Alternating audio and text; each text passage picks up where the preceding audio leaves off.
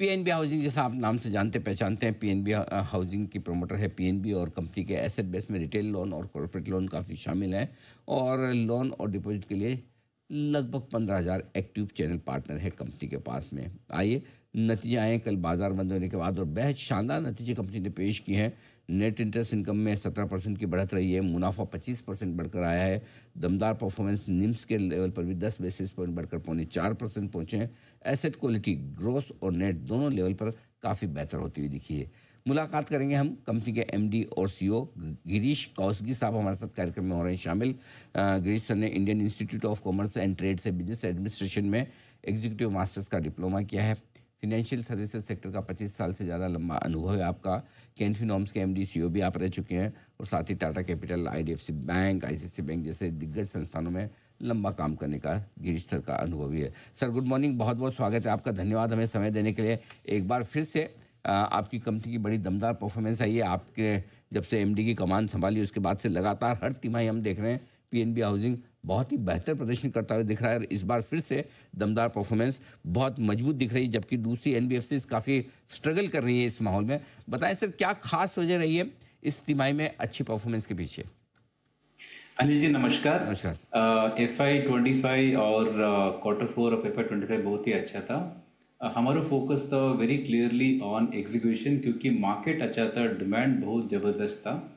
सो हमारा फोकस पूरा था ऑन ट्राइंग टू बिल्ड नया businesses like affordable and emerging.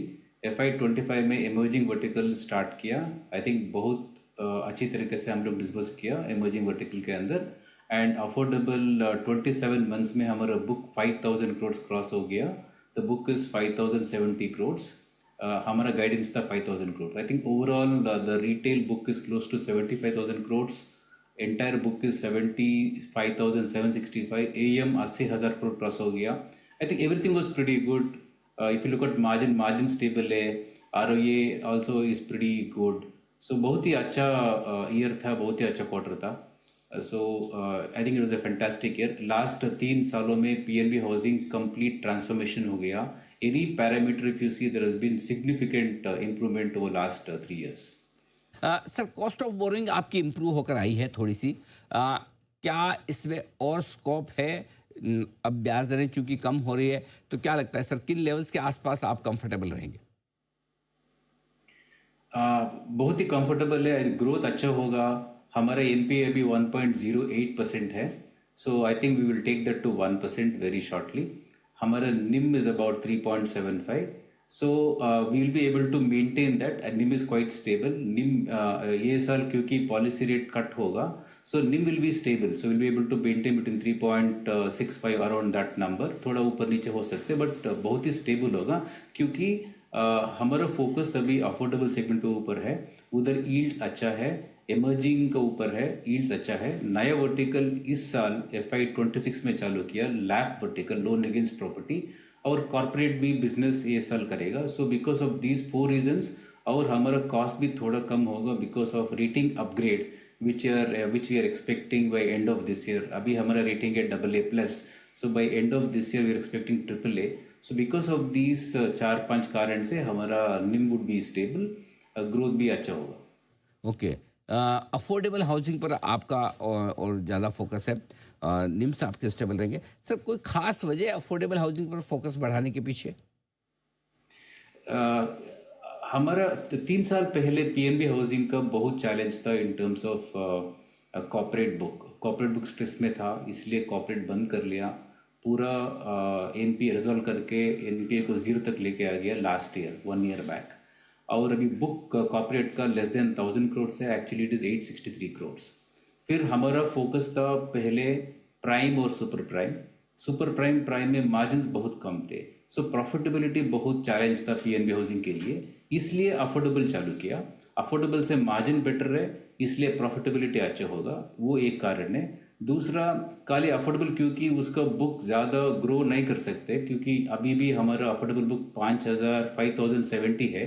Total book is about 75,000 crore. So as a percentage it's hardly about 6-7%। इसलिए we started emerging also. Emerging में भी margins अच्छा है। Out of 4 segments, super prime, prime, emerging, affordable, because of profitability reason We started affordable, we started emerging, we started lap this year. Prime हम लोग करते बहुत ही कम करते क्योंकि उधर मार्जिन कम है. Because of growth, because of margin, ये पूरा मिक्स चेंज हुआ विद इन सेगमेंट्स. सेगमेंट्स आपके लिए बढ़िया होते हुए दिख रहे हैं. बताएं सर, एक आउटलुक वित्त वर्ष 2026 के लिए, ये फाइनेंशियल ईयर कैसा रह सकता है कंपनी के लिए? FY26 बहुत ही अच्छा होगा, far better than FY25, not just for the industry, even for PNB housing. क्योंकि FY25 में बहुत ही प्रॉब्लम था मार्केट के अंदर, क्योंकि कपल ऑफ स्टेट्स में रजिस्ट्रेशन प्रोसेस चेंज किया, जनरल इलेक्शंस था, हीट वेव था. उसका बावजूद भी PNB हाउसिंग बिजनेस अच्छा किया. सो FY26 will be far better. हमारा गाइडेंस होगा retail growth over 18%, NIMS would be stable, and our focus on affordable FY26 book पहुंचेगा 9,500 crores और FY27 तक 15,000 करोड़. हमारा रिटेल बुक मार्च 27 1 लाख क्रॉस करेगा. 1 लाख के अंदर अफोर्डेबल 15,000 होगा, इमर्जिंग का बुक 25,000 होगा और बैलेंस 60,000 करोड़ प्राइम का होगा. बहुत बहुत धन्यवाद गिरीश सर, आपका समय देने के लिए, और एक बार फिर से आपको इस दमदार परफॉर्मेंस के पीछे बहुत बहुत बधाई. उम्मीद करें PNB हाउसिंग की ये दमदार परफॉर्मेंस वित्त वर्ष 2026 में और आगे बढ़ेगी. Thank you so much sir, बहुत बहुत शुक्रिया आपका. Thank you. और स्टॉक आप देखिए, आज जबरदस्त एक्शन में PNB हाउसिंग 6% का बड़ा दमदार उछाल, और आज हमने इसको स्ट्रांगली रिकमेंड भी किया था. यहाँ पर बढ़िया तेजी बननी चाहिए इन नंबर्स के बाद. आइए बढ़ते आगे और पोजिशन